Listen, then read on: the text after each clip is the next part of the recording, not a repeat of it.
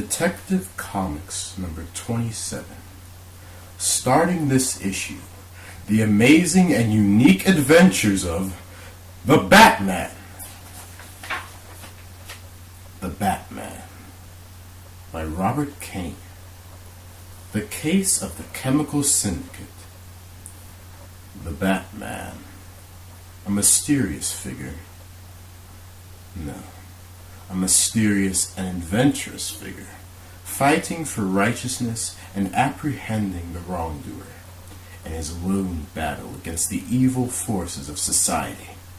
His identity remains unknown. Setting: the home of Commissioner Gordon, who at the moment is entertaining his young socialite friend, Bruce Wayne. Well, Commissioner, anything exciting happening these days? No, except this fellow they call the Batman puzzles me. Hello? What's that? Lambert, the Chemical King. Stabbed to death?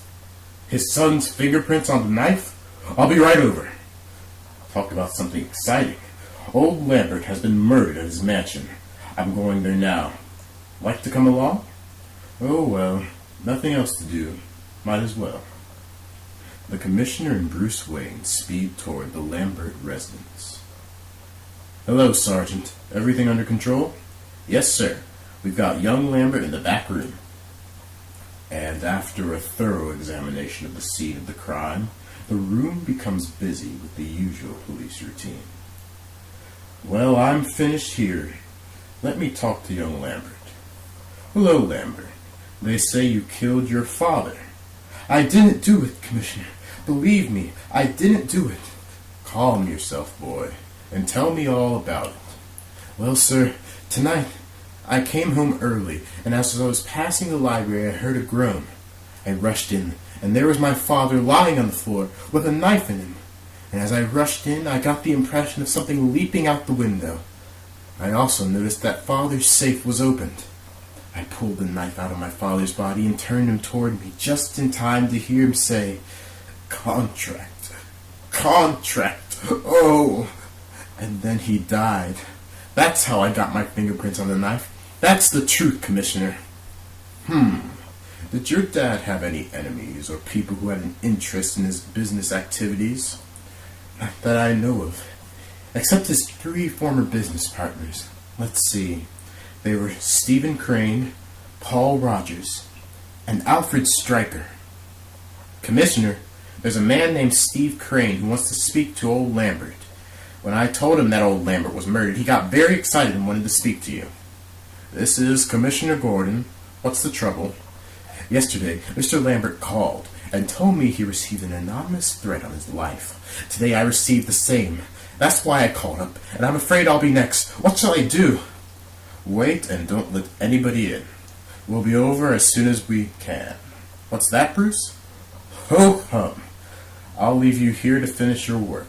I'm going home. Meanwhile, Steve Crane sits in his library with a feeling of impending danger, when suddenly... Ah! There's a sickening shot. Crane slumps in his chair. Dead! The murderer rushes to the safe and secures a paper. Did you get the paper? Yeah!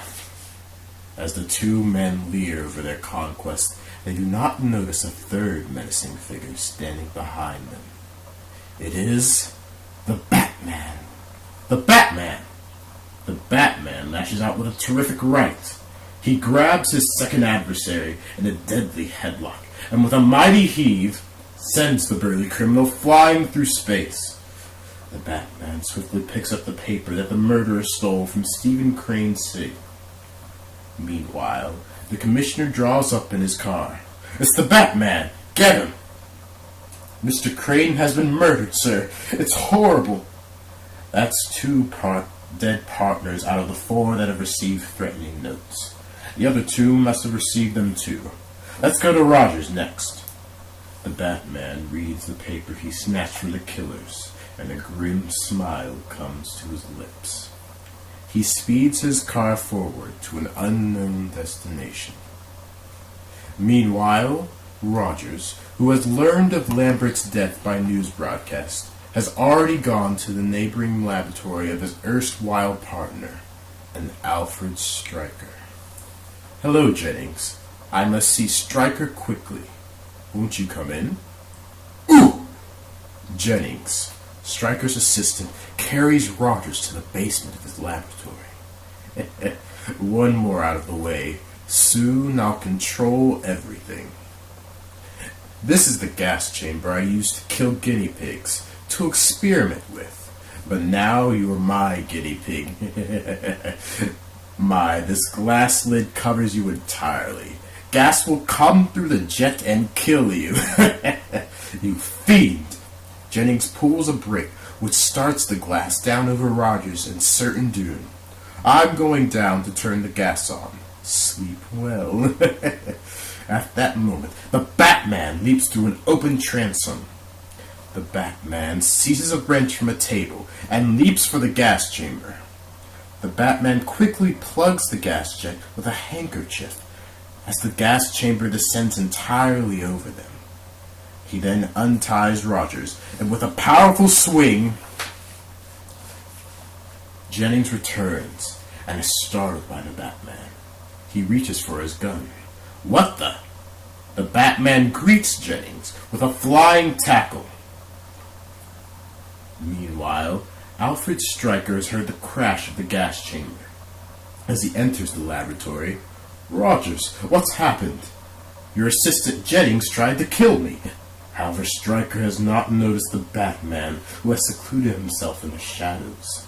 "So he didn't get you after all. Well, I'll finish you, and then throw your body in the acid tank below." "You?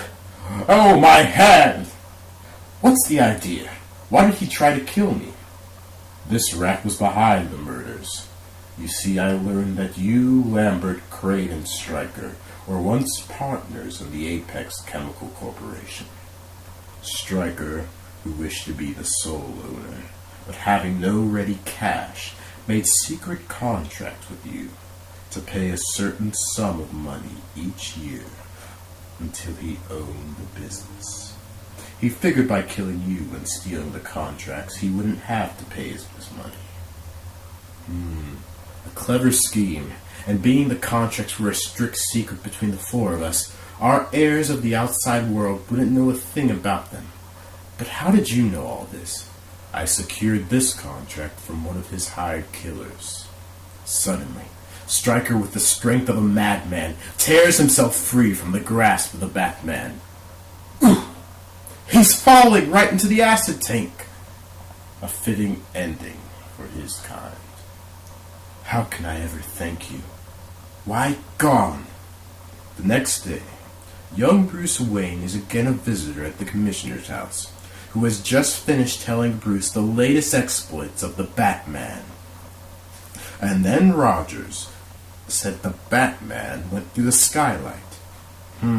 A very lovely fairy tale, Commissioner, indeed. After Bruce Wayne has gone, Bruce Wayne is a nice young chap, but he certainly must lead a boring life. Seems disinterested in everything. Bruce Wayne returns to his home. A little later, his door slowly opens and reveals its occupant. If the Commissioner could see his young friend now, he'd be amazed